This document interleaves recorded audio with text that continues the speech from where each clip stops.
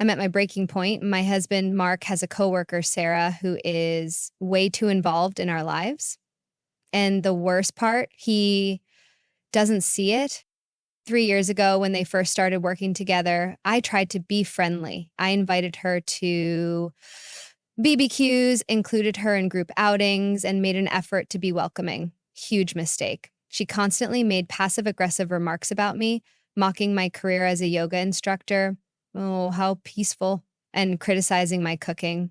Not everyone can master basic seasoning. Mark? He just laughed and said she was being funny. But it didn't stop there. She threw away the anniversary mug I gave him because it didn't match the office aesthetic. It had our wedding photo on it. I was furious, but Mark brushed it off, saying Sarah just had high standards for decor. And it gets worse. She scheduled a mandatory work dinner on our anniversary. She convinced Mark to turn down a promotion so they could keep working together. She posts pictures of them daily with hashtags like work power couple and work spouse. She brags to their coworkers that she takes better care of him than I do. She even changed his coffee order and tells people she trained him right. Mark is completely blind to it all. Yesterday, he even laughed while telling me that Sarah called our new house charming in a starter home kind of way. When I told him how inappropriate her behavior was, he dismissed me, saying I was just insecure, something Sarah has apparently been telling him. She's inserted herself into every part of our lives. They text constantly, even on weekends. She even reorganized his desk and helped him pick out new office clothes because his style was too suburban husband. Last week, I suggested marriage counseling. He looked genuinely confused, then of course ran straight to Sarah to talk about it. I later found out from another coworker that she's been telling people we're going through a rough patch and that she's just being a good friend to him. But we weren't having issues until she started all this. The final straw? I surprised Mark with lunch on his birthday. Sarah was supposed to be out sick, but guess who was at the office? Not only was she there, but she had brought him a cake that said, "To my work hubby," with a picture of them from the office holiday party. The moment she saw me, she smirked and said, "Oh, Amy, you came too. How nice. Mark, you didn't tell me your real wife was coming." I'm not crazy, right? This woman is actively trying to destroy my marriage, and my husband is just standing there, laughing it off. What do I do? Divorce seems extreme, but I'm running out of options. I never expected my story to blow up like this. I've been overwhelmed by all the responses and haven't been able to reply to anyone, but I wanted to give an update. Before confronting Mark, I decided to do some digging. I went through his phone and read all the messages between him and Sarah. She talked badly about me a few times, and while he didn't defend me, he also didn't engage. She was flirty, but he didn't flirt back. They texted a lot, and he constantly praised her work ethic and intelligence. I didn't find anything that screamed cheating, but everything was right on the edge of inappropriate. I checked his emails, nothing. His work email, nothing. Our other devices, nothing. I even searched for a second phone, nothing. But what I did find still hurt. He has lunch with her every single day, just the two of them. They don't really like their other coworkers, so they gossip and joke about catching up over lunch. He would say things like, "If you were a wife, you would," he never said my wife, just a wife, and it made me feel like I was interchangeable. The worst part, she admitted to breaking the mug on purpose, and instead of being upset, he just shrugged it off, saying, "Yeah, photo gifts are kind of corny." I confronted him. I laid it all out, and while he wasn't exactly upset, he kept brushing things off. He said I was overreacting and being too sensitive. That's when I told him that if we didn't have a real conversation about this, I would file for divorce. That finally got his attention. He sat down and admitted that at first he thought it was weird how hard Sarah was trying to get close to him. He saw her doing the same thing with other men in the office. But the more attention she gave him, the more he enjoyed it. And the more he responded, the more attention she gave, until it felt like she had locked in on him completely. He liked that some of the other men in the office were jealous, and he enjoyed the feeling of being admired. Eventually, he just got in too deep.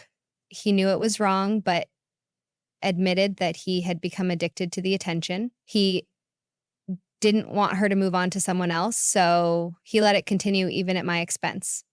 He said it was just nice to have two women in his life, one for work, one for home.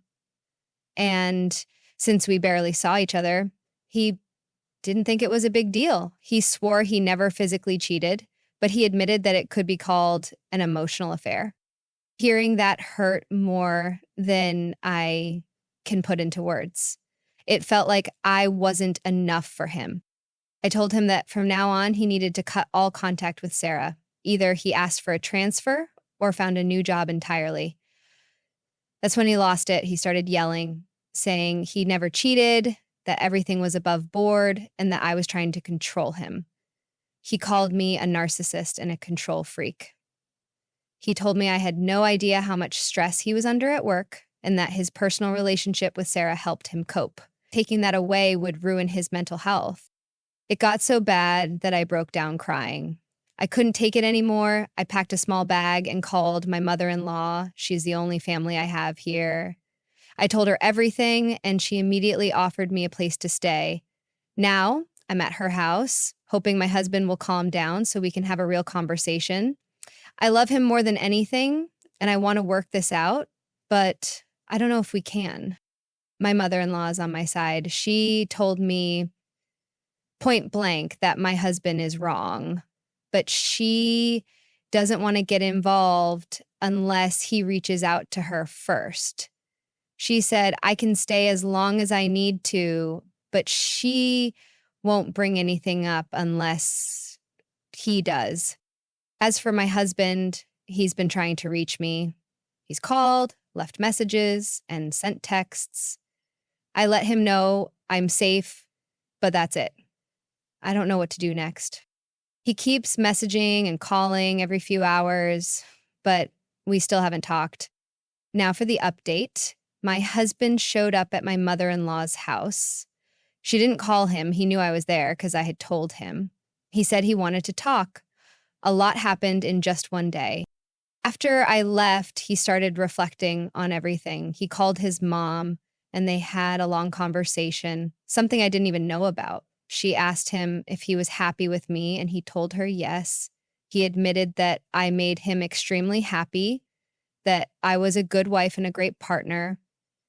That's when it finally hit him. He had been acting immature, craving attention from another woman just to feed his ego.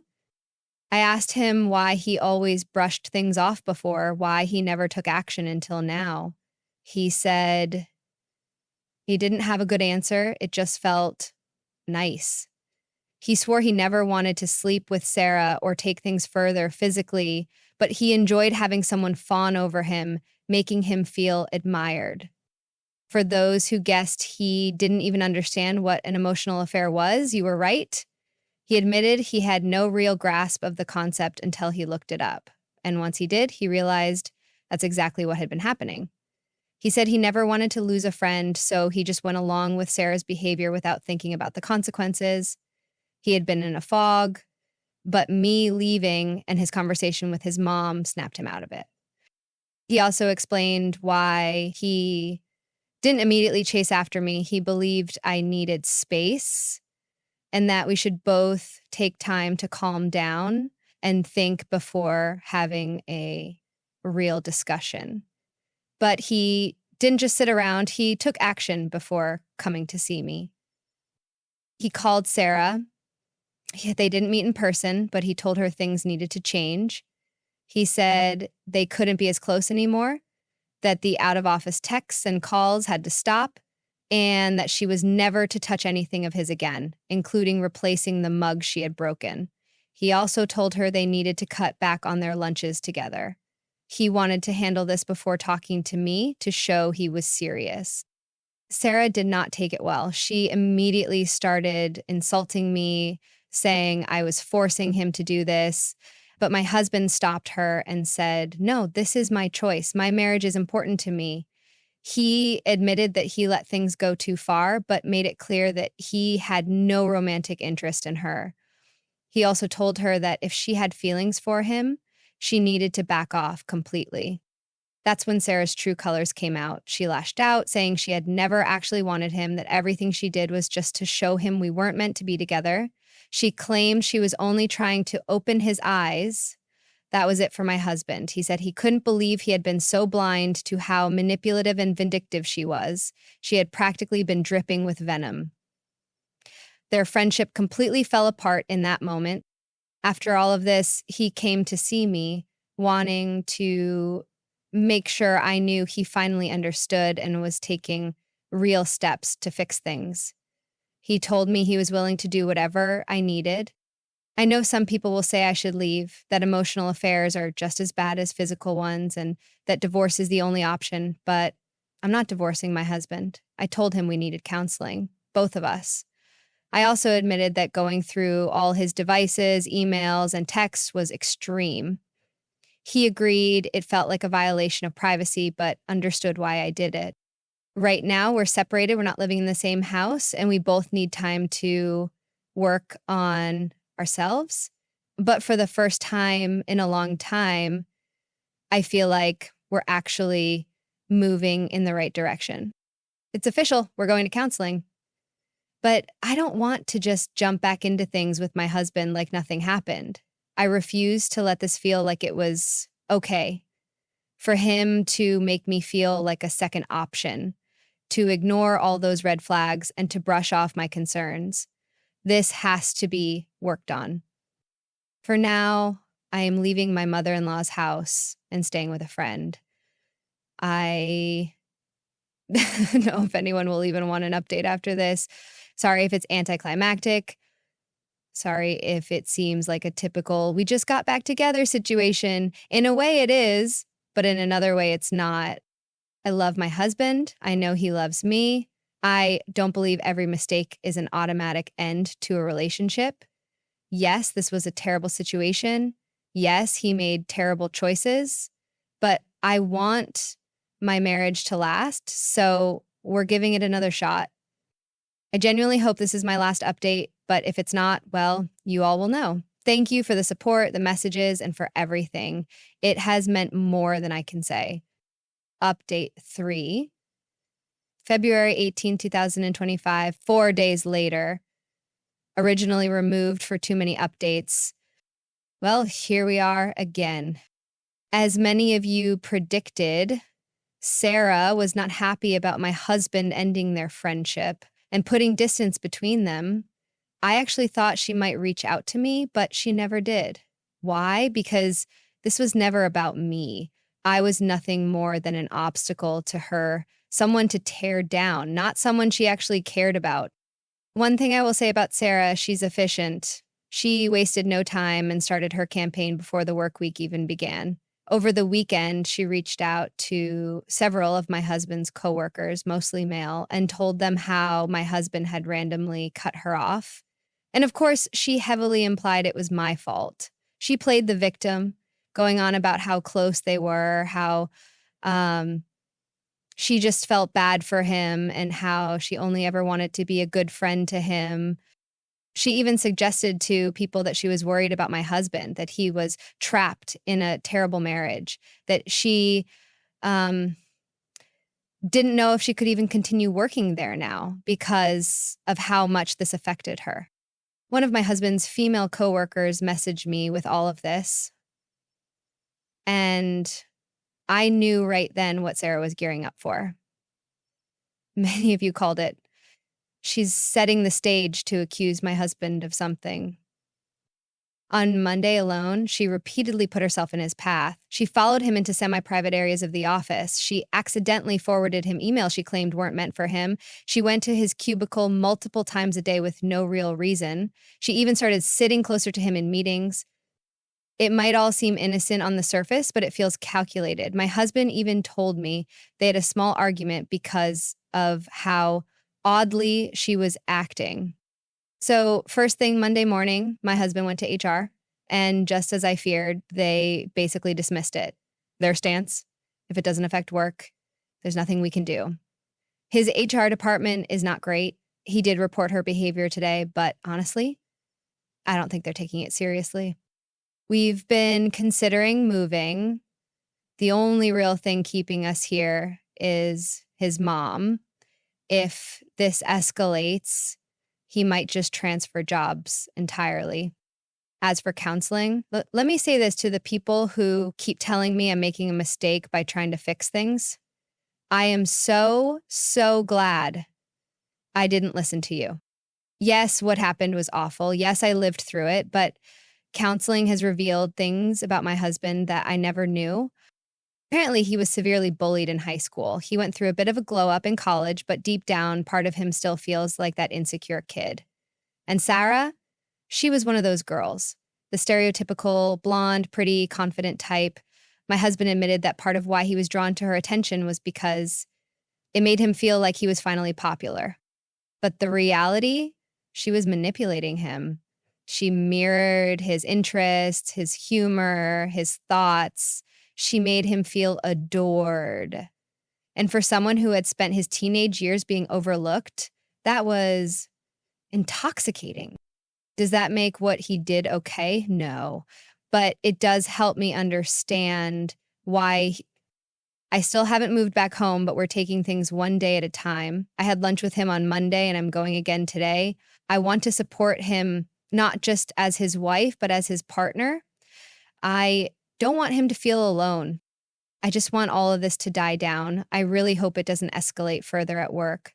But if it does, we'll deal with it. I told him everything and even showed him this post. To make a long story short, he still wants to meet them, but thanked me for being honest, saying he had always suspected something was seriously wrong. He understands why I was hesitant, but believes he should see for himself. My parents host family dinners every Sunday, and we will be attending this one. I'm terrified, but I know he has a right to make his own decision. One of the top comments really stuck with me. You stop bringing anyone you like around them, period. And I get it. It's clear my parents are actively sabotaging my relationships. Another person pointed out that my boyfriend should know the full story and be able to make an informed choice. I was shaking while telling him, but I'm relieved. I've never truly stood up to my parents, and just thinking about how this dinner might go makes me anxious. But like another commenter said, if my boyfriend is truly the right one, he will stand by me through this. I suppose I'll have another update after Sunday, and I can only hope for the best. Telling Ethan the truth didn't push him away. It brought us closer. He empathized with me completely, and we just celebrated 6 years together. The right partner won't hold your family against you. After all, you don't get to choose them. I was given 2 options: come clean about why I didn't want my parents to meet him, or cut them off entirely. Either way, honesty was necessary. Relationships require communication, and if Ethan didn't understand why I kept him away from my family, that alone could have ended us. When Sunday arrived and we went to my parents' house, my anxiety was through the roof. Ethan had agreed that if things got bad, we'd leave immediately. But instead of hostility, my parents were nice. Too nice. My dad greeted Ethan warmly, and my mom gushed over how handsome and confident he looked. Ethan even shot me a few puzzled looks, as if silently asking what was going on. It was like watching strangers pretending to be my family. Then my mother made a cryptic comment about how she was so happy to see that someone was finally willing to give me a chance despite the past. My heart dropped. Ethan asked what she meant, and my parents exchanged a look like it was rehearsed. My dad then asked why Ethan thought my past relationships had failed. And Ethan, unaware of what was coming, simply said, "I was under the impression they got scared away after meeting you." My mother turned to me with a look of disappointment. "OP, is that really what you told him?" I was speechless, but Ethan wasn't. He called them out immediately, saying it was obvious they were trying to plant seeds of doubt in him.